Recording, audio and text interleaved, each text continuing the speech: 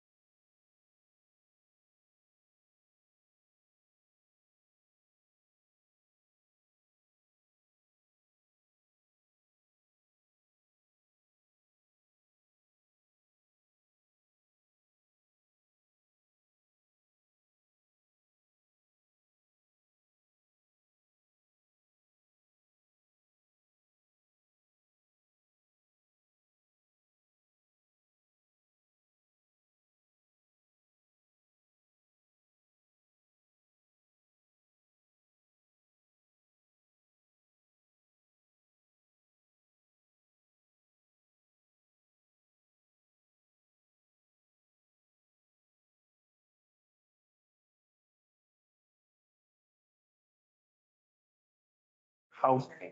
I missed that. All right. All right. That. Perna just ran upstairs, so talk slowly.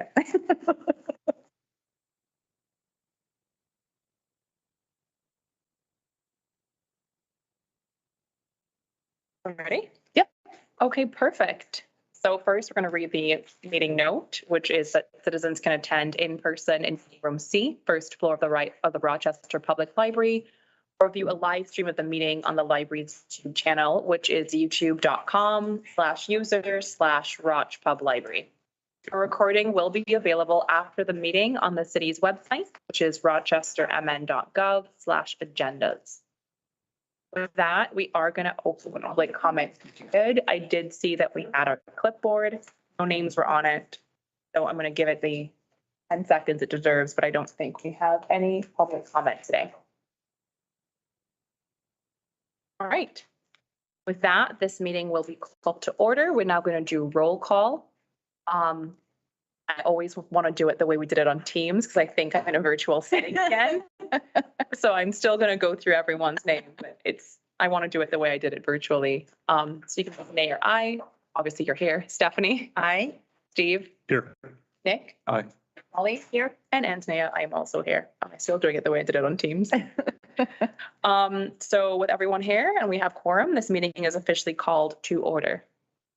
So the first item is the approval of the agenda. I do want to make a note that I did request a small update in the. So we'll need to pull the approval of the minutes off the consensus agenda. Yes. So that we can discuss that in new business. Yes, so the new business in the consensus agenda from last week given that I really did support the resolution, but I did not want to vote for it as I was really, really set on having it accompanied with a statement in more accessible language. I really want that codified. As I said, I don't want to be going down in library history as a book banner. So I have requested that It's update. already on the internet. I request that you made. Kim did that, actually. No, I would move to approve the agenda as amended. Second. Thank you. Allowed to take votes. Anyone opposed? All right, that means all, well, actually, just for clarity, all in favor, aye? Aye. Aye. All right, so the consensus agenda is approved with that amendment. Perfect. With that said, I realize I skipped over the regular agenda, so we do need the approval of the agenda. I would move to approve the agenda. Thank you, Steve, for the motion. Thank you, Stephanie, for the second. All in favor? Aye. Aye. Aye. Anyone opposed? All right, no nays. So we can now move on. Stephanie, are you still amused at my potential book banning history? Yes. Me too. We're now moving on to president's business, and we're going to start with our foundation report. Brenda? Oh. No, that's okay. So we're busy working on WIT, which is going to be Saturday, the 28th of January. We have to find a caterer because and we have 37 items in the auction right now. And the last big thing that we're working on is November 17th is Give MN. And so I will send an email asking if you all would maybe give $5 during Give MN. And we'll try to find a time so we can as a group get it all together and maybe get one of those bonus tickets. That would be awesome. Any questions for Brenda? All right. I can send an email out as well, trying to coordinate the board for donations so we can make sure that we donate, or if we're interested that we can donate or remember to do so. Next up, we have our Friends report. Hi, I'm Val, the president of the Friends of the Rochester Public Library. And I've been giving bookstore and auditorium sales updates, but I realized I haven't been giving updates on the amount that we bring in from online sales on donated books. And we average $4,000 a month in selling books online. The month of September, the bookstore made $5,950, even though it's a little more difficult to get there with roof construction. Jeremiah and Nicole worked on updating the sign that's hanging up on the ceiling outside the bookstore in the front lobby area. So it's now much more colorful, much more eye-catching. Jeremiah has been working with the bookstore management team to bring more visibility to the fact that we have a bookstore here in the library. The auditorium sale was this past weekend, and we made a net profit of $6,500. It's really close to being a new record for our autumn sales. We do much better in Winterfest and especially our Rochester Fest sales, but comparing to past autumn sales, going back to normal times before COVID and before the flood, the first big flood that happened here in the library affected our inventory. It came down in the closet where we store our boxes of books and damaged quite a bit of our inventory a month before our sale. And then they had to pull out all of the carpeting out of the auditorium. And anyway, so we did good this past weekend. Also, you may have heard that the Book Review bookstore closed its doors in the past, I don't know how many months, the owner passed away. Well, the week before our auditorium sale, 250 boxes full of books from that store, I'm guessing it's closing, showed up in the garage and is being donated to the library. And so we're working really hard to get through that pile. We know it's taking up space in the garage, but we'll work through that and try to get all that processed and free up that space in the garage. That's all I have. Any questions? No questions from me, but I'm always just awed to know how much is generated and it's all volunteer, right? That's incredible. Nobody gets paid to do anything for friends. Well, thank you. Next up is our Selco report. We do not have any. The communication has gone out, so hopefully we'll have a Selco rep by. Yeah, I can provide an update just from the advisory Oh, or that okay. the directors do attend, and they are supporting us again with money for digital materials, using special money that comes to them that then gets delivered out to libraries, and also to continue our Blue Cloud mobile app. So we will have continued funding for that from Selco, so we're grateful for that. If you haven't downloaded the RPL app, give it a try. It's delightful. You get, no, Like more. say again. It's the RPLMN app. That's if you're a physical user and aren't interested in the digital, or if you do both, the RPLMN app allows you to look at your account, and also you have your barcode always on your phone in the app, which is one of my favorite ways to use it. And often we'll run into people at the self-checks also doing the same thing. So it's great for searching for materials. It's great for, again, accessing physical materials. Libby is still your best friend for doing digital materials. Yes, I know that makes it very confusing. There are two. In a perfect world, they would all work together, but that's How we always do that. The app is new as of the end of last year. Yeah, so it's newish. Yeah. I'm sure I knew about it and forgot. I just downloaded it. Thank you. I appreciate it. I did have a question. When you're searching journal databases, would it allow you to save your searches through the app? You know? No, that is not one of the functions of the, yeah. All right. Any other questions for Karen? Then we can skip over the youth representative report, as we do not have a youth rep here today. And we don't have a personnel committee update, or do we? So Adam did provide me with an update, just that he did meet with the assistant city administrator last week to talk about my annual review process, and has some recommendations for that process. So I'm sure that will be something that we discuss at the executive committee about what that process might look like, as far as receiving feedback and handling feedback, and being a little bit more part of that process to better help facilitate the review process. So. Okay, yeah, perfect. Any questions?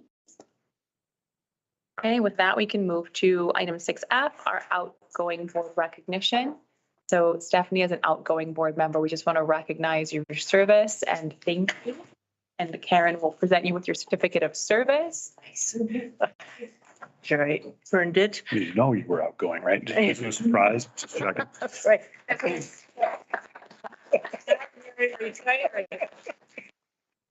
Thank you. Thank you all. Impressed with what I've learned in the brief time I've been here. Part of your board. Good, and thank you. Sure. Thanks. Yeah. We've appreciated you and your perspective, and the county perspective that you bring is very much appreciated. So. Well, let me just give you one little perspective. If you think about a library website, what would you think would be the two most important things that should be on it?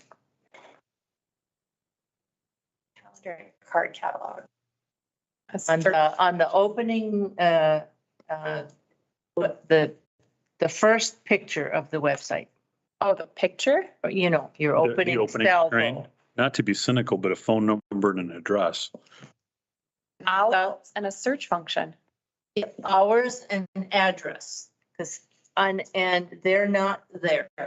So just think about that, because all of us know where the library is and we know the hours, but this might be for somebody brand new who might need to see a map or see an address and know the hours. So that was my last little thing for you to think about, on Great. your opening thing of your website to it's almost, I always think we should, when we do a website, you need to find someone who has nothing about the thing that's on the website. And that, I call it sort of your uneducated person will ask questions and want to know how something works or can't quite work it. And that's the person who can fix your website, actually, once you get one up. Just can't find what they need or navigate it just right. So that's all. I just thought that you might want to do that. Check that out. Okay, yes, I will take that. Okay. Okay. Sounds like an opportunity for user testing or heat. Yeah. You just need somebody who doesn't know anything. Just came here from Cincinnati, wants to use the library. Where is it? Yeah. Yeah. Okay. When I worked in an archives, we used to call that Marla proofing the website. Marla proofing? She was an employee. Fortunately. See, I was being very careful with my words. Yeah. Now I have a word. Yeah, there you go. Marla proofing, yeah. Okay. That all came out of the fact that we were shelf reading and she said lead mining instead of lead mining. And so after that, she said it in front of way too many people. Sorry, wasn't me. Marla is now being publicly called out. I did not give a last name. I doubt she's watching.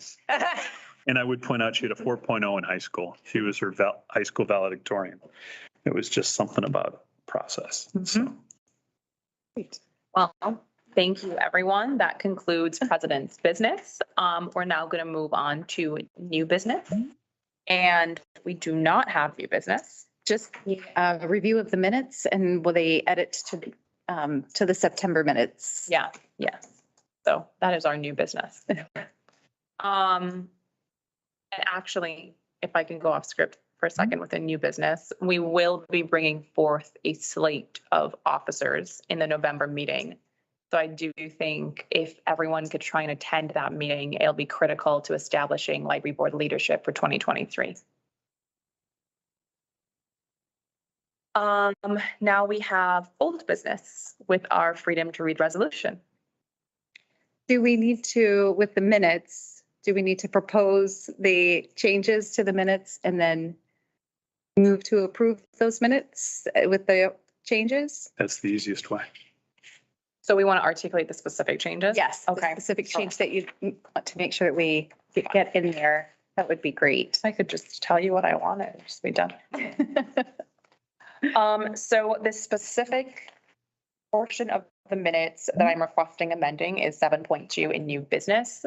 And that specifically states that while supporting the overall intent of the resolution, Antonia Shoney said, she would like the language to be more accessible. And I just felt that I wanted to clarify based on my specific points, which is that I would like the resolution to be accompanied by a statement with more accessible language. So minor, but more accurate. Perfect. My motion to amend the minutes as Antonia stated. To approve the minutes as amended. As amended. Motion to approve the minutes as amended. Second. All in favor? Aye. Any opposed? Perfect. The motion passes and the minutes will be amended, and I appreciate everyone's support in, again, not going down in history as a book ban. Yes, when you run for Senate in the future, we will not address this.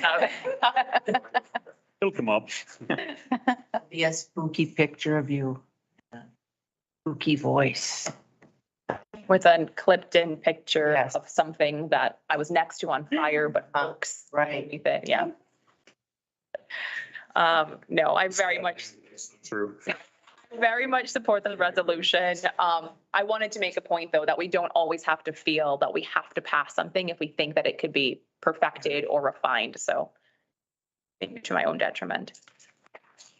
Next, we have our old business with our freedom to read resolution. And I do see a refined, whittled down resolution.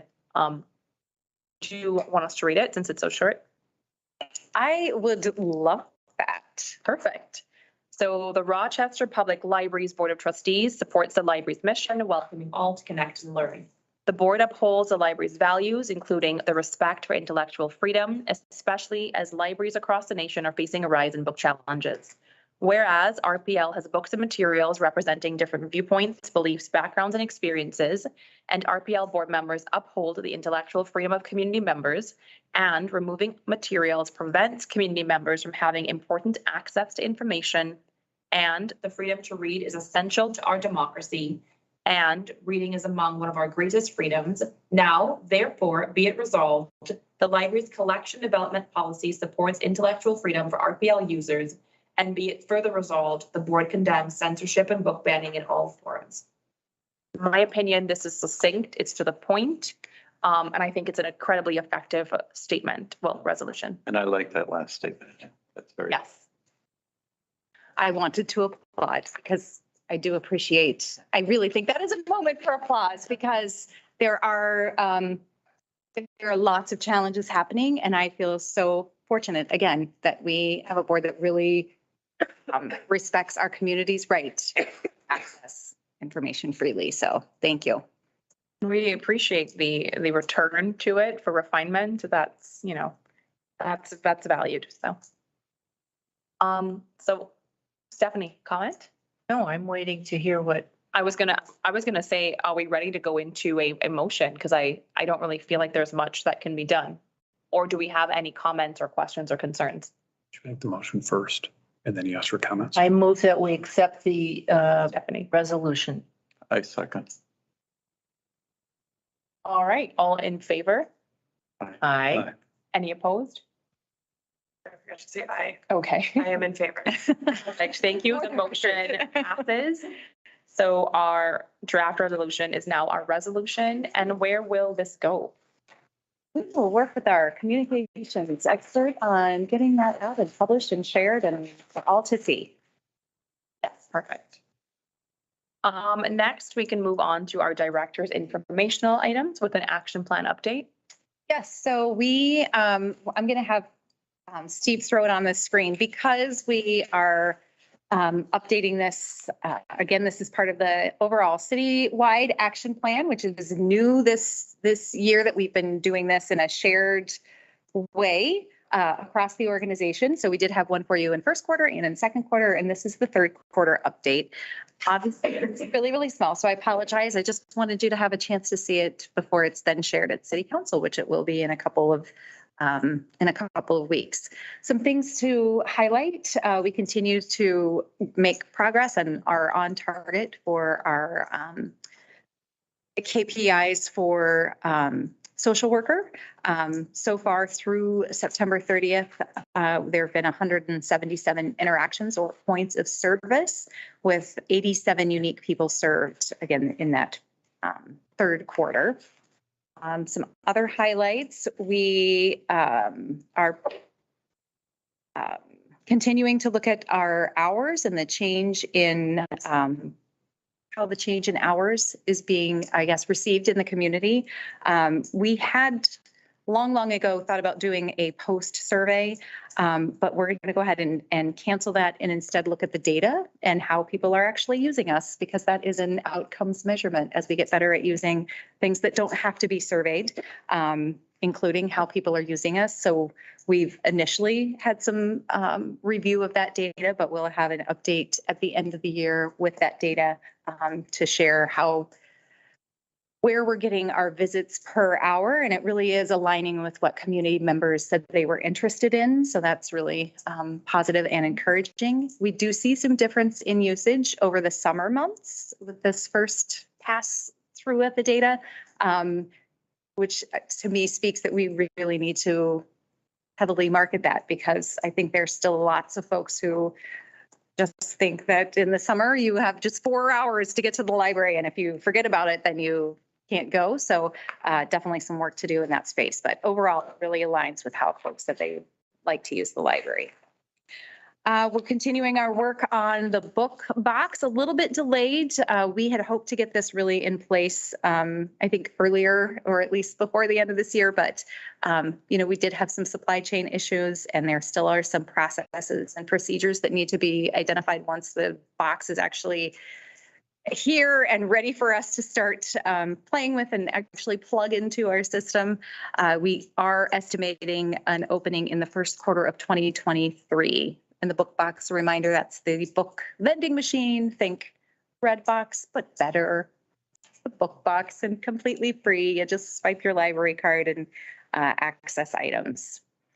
Another great thing to highlight is we are continuing to work on how we can best partner with Parks and Recreation and Civic Music. This last summer, the Book Bike and the Art Cart partnered with Parks and Rec and the Adaptive Rec for some local park visits. And between June through September, there were 2,407 folks who participated in those activities. So lots of folks coming to the parks.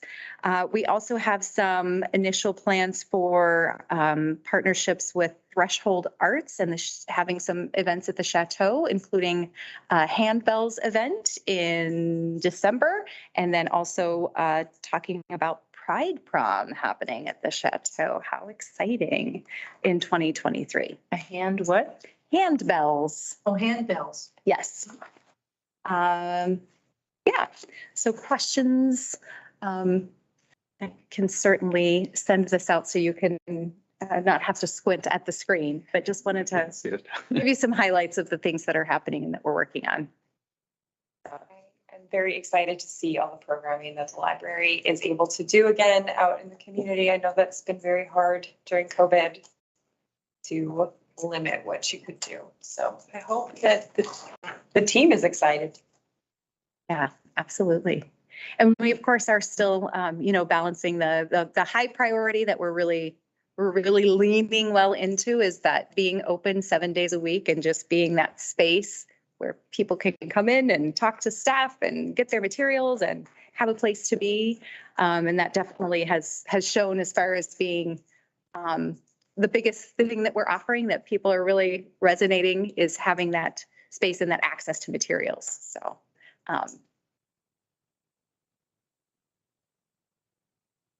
a survey that we did with Selco, which really highlighted how people really appreciate access to the collection. It's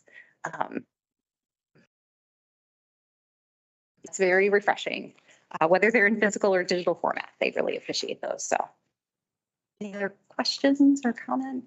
No, but I do really enjoy the action plan update. So just thank you for committing to sharing that with us. Yeah, absolutely. All right. With that, we can move to sharing strength. And we do have the new PLA benchmark tool that you're going to talk to us about. Yeah, so I wanted to just highlight this because we, again, are still, you'll see that we still have a blank data wall. Oh, yeah. One quick. And we're trying to get better at what we want to share on the data wall. We did focus a lot on conducting lots of surveys to get some of those outcome measurements, but there are pieces of data and outcomes that we can get that we don't need to do a survey for. And we have Kate now who's going to help us work through all of that and help us get to a good place where we really have a data wall dashboard that helps hold us accountable on the things that really matter and are really important. So PLA benchmark is just one of the tools that we want to be using. It really started at the end of October last year, where they started offering this. It pulls data from PLA, Public Library Association, IMLS, and also census data, and it allows us to do peer comparisons. It's not perfect, but it's a better tool to allow us to do that. Next slide. Slides clear back here. PLA, the dashboard, also one special thing it does, I guess, is PLA worked with the American Institutes for Research, or AIR, to, be this third party that, that looked at libraries and looked at characteristics and lumped libraries together, because we've struggled with who do we compare to? We're not St. Paul. Our makeup is different. They have branches. We have a single location. It's been hard to choose who to compare to, and you can pick libraries that you just compare to because you want to look good or you want to have something to aspire to. So something that Benchmark does is they did lump libraries together based on some characteristics, including region, legal basis, locale, percentage of population of the library census tract that is people of color, and the percentage of the adult population of the library census tract that is college educated. The data is statistically valid, and again, the libraries are not identical. It's not an apples to apples comparison, but it is putting some similarities together to lump us with some other libraries and have some way to compare to other libraries. So our group is peer group 10 that they've lumped us into, and that again ranges from a tiny library to large library. So you've got Chicago in there, at St. Paul, Duluth, Cedar Rapids, and then you have some teeny tiny libraries. Next slide. We're learning more about the tool because again, we've haven't had a lot of time to really spend in it, but it does give us some great visualizations of the data too. So you'll see the purple is our library, and then the libraries that we are lumped with. Again, because you've got your tiny libraries and then you've got large libraries. And when you look at just the overall peer group 10, we have a lot more collection use and a lot more, in 2019 anyway, we had a lot more programs than our peer libraries. We haven't explored, there are ways that you can manipulate, and we're trying to be very careful and fully understand the tool before we manipulate too much, because you could manipulate the data as far as just looking at cities with population of 100,000 that are in this peer group. But then you're again starting to manipulate. So just straight comparing to the rest of the peers that they have lumped us with. The next slide, you'll see it shares programs per 1,000 people, as well as program attendance per 1,000 people. Next slide. And then collection use. And this is one that we're seeing lots of folks using our materials. We are close to circulating 2 million items. That's physical and digital collection use this year. And it's higher per capita compared to those, again, just in our peer group. The other comparison number, the gray number is just all libraries. But again, small, teeny tiny library, giant library, all lumped together. And in the next slide, the visits per hours open, you can see that's where we've seen a decline, and we've seen kind of a getting closer to other. Oh, that's a vacuum. You can see over time, especially, in the last 2020, that was 2020. So we closed down, fewer hours open. But for the most part, compared to our peer libraries, we have more visits per hours open. And then in the next slide, okay, again, we're looking at the best practices, the best ways to use this tool, because we do want to incorporate, or we think there's an opportunity to incorporate some of this data into our presentation to City Council. Because it's one thing to say we have lots of circulation, but it's another thing to say we have lots of circulation, especially when you compare us to other libraries that fall into this peer group. We are also looking at providing just really more library centric. We are exploring another data tool that could also give us a view of our library and how our collections are used, which is information that we can get to, but it's complicated to get to it. But there are tools out there, and we're exploring the idea of investing in those tools or seeing if there's a way that we could pilot those tools to get to that information. Again, all of this is to help us build a better data wall so that we're really looking at information that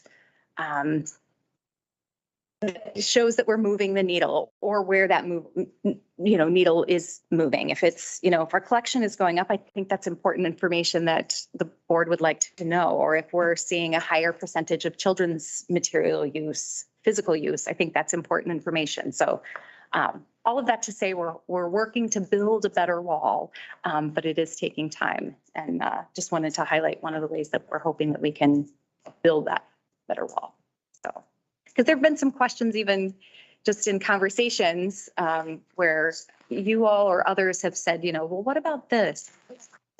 There are ways to get to good data points that I think can answer some questions. One that Steve had mentioned months ago, in our monthly report, we see all of the things that are spent on items, but what are the items?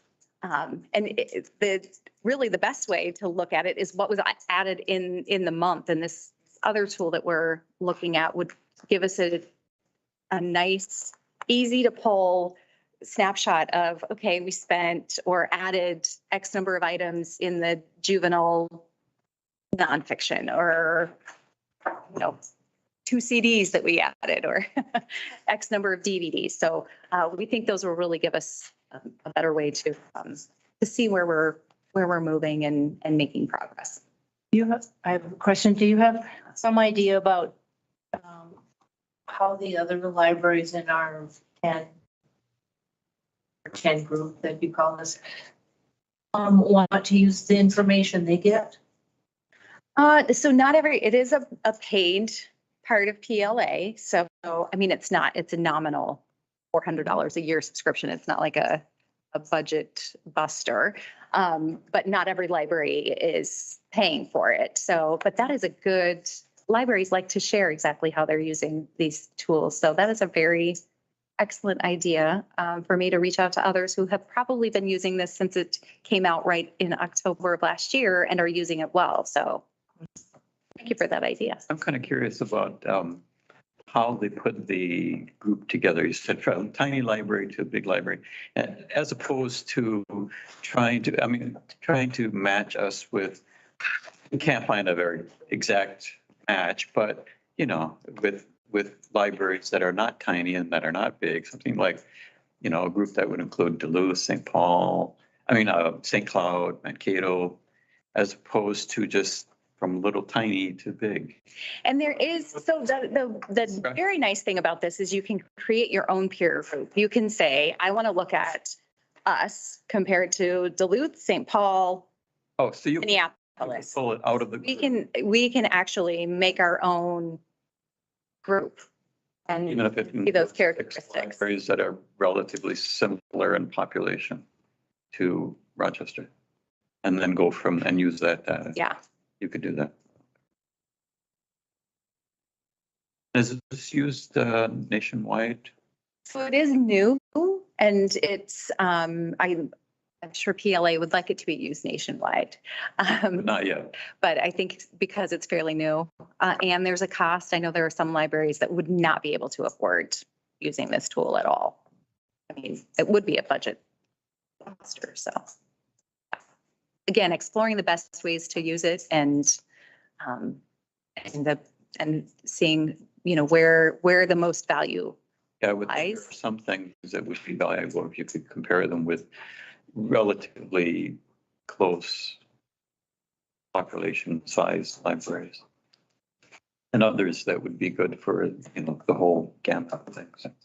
Yeah. And I think some of the struggle is, you can have a community that's the exact same size as yours, but their funding or investment in anything education related is much, much lower or much, much higher. And then you're not in the exact same spot. Or you could have a community that's the same size, but they have 10 branches and it's hard. You're then again, not comparing the apples to apples. So that's where we're struggling the most. I wish we had, just one or two that were the gold standard that we could compare to. And that's, I think, the struggle that libraries have had and probably why this tool it now exists, because there were others that felt the same way. How do we best compare ourselves and say, oh, There is we're a good library? Sounds like there is flexibility. Yeah. Is there a comparison tool about how many books have been challenged? Oh, no, that is not in the tool, but wow, wouldn't that be terrifying?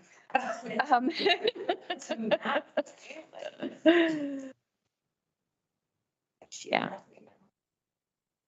So I think that was the last slide, right? Yeah. Last one's question. Okay. All right.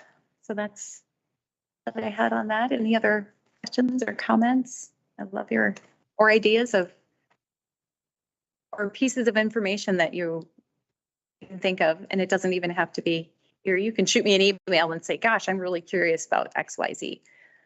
That's important and helpful to us. I appreciate the presentation and I think I'm just digesting. I want to allow you and the team to think of ways to cut the data. Because right now we're looking at pairs. Maybe we may want to look at more competitive libraries to get ideas. I want to just allow you guys to have that time to explore, but thank you for bringing the data forward. Do we have any additional questions or concerns? We have arrived at question time. Well, with that, we can formally adjourn our meeting. And I think I'm surprised at the time we finished at, given what happened last meeting. We used up all our time and more. So thank you everyone for your time today. And again, really hoping we can have quorum for November, as we will need to bring forth that slate of officers. So just a quick reminder to everyone. Very glad that you mentioned that I meant to mention in director's items too. Again, I know I sent out the email, but just wanted to reiterate and to put it on public record that we were planning to do a joint city council and library board study session on November 14th. There are more important things like certifying the election right now, which is very important, and that has to be done. So we've decided to move that to January. That was the next available date to do a joint study session. It falls on a library board night, so it actually works out really well as far as like just taking one night out of the calendar. So it's January, I believe it's the 18th, whatever the third Wednesday is, because of the Martin Luther King holiday that's happening on Monday. The study session is moved to a Wednesday. So it will be study session at 3:30. And then I would plan on doing the board meeting after that. What we're hoping to do is provide a presentation and a Q&A jointly to city council and library board, and then offer tours because there's lots to show and pictures don't do it justice. So that is the plan. So yes, that was meant to be deleted off your calendar, and but make sure if there's any way that you can just schedules those that will still be here on the board. Our November board meeting. So we'll still have just the regular November board meeting on the, I believe it's the 16th. Okay. Yeah. But no study session on the 14th. So.